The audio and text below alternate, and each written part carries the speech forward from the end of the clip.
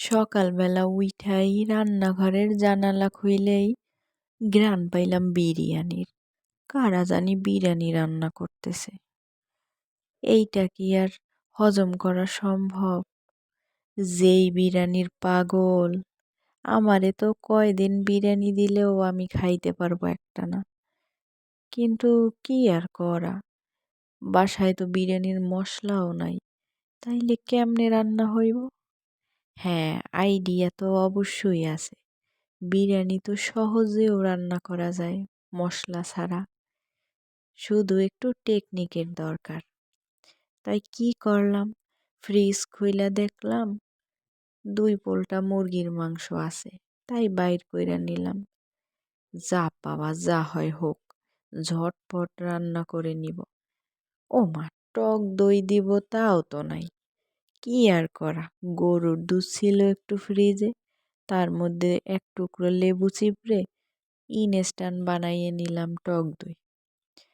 আর বিরিয়ানির মশলা, জয়ফল জয়ত্রী তো বাসায় আমার থাকেই সব সময়, তাই গুঁড়া কইরা একটু দিয়ে দিল। আর সব কিছুই বাটা মশলা দিয়া করতেছি, জানি না কেমন হইব, তারপরেও রান্না চালাইয়া যাইতেছি। হাজবেন্ডরে জিজ্ঞেস করলাম, এই তুমি কি আমার বিরিয়ানির ঘ্রাণ পাইতেছ?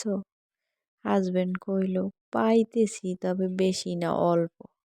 যাউগা, অল্প তো পাইছে ঘ্রাণ, তাতেই আমার শান্তি।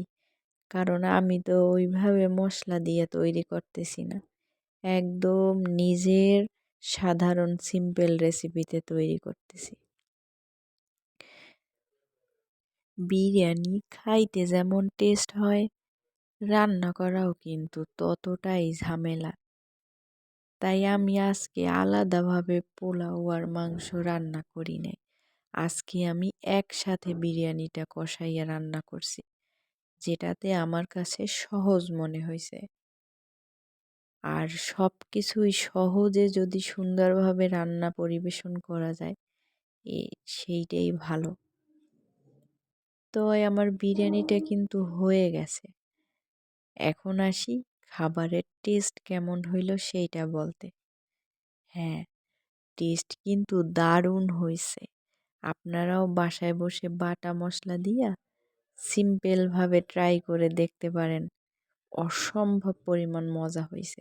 আমি তো 2 প্লেটই খাইয়া নিছি। যাগ্গা, ভিডিওটা ভালো লাগলে লাইক কমেন্ট শেয়ার দিয়েন আর পাশে থাকবেন। আল্লাহ হাফেজ।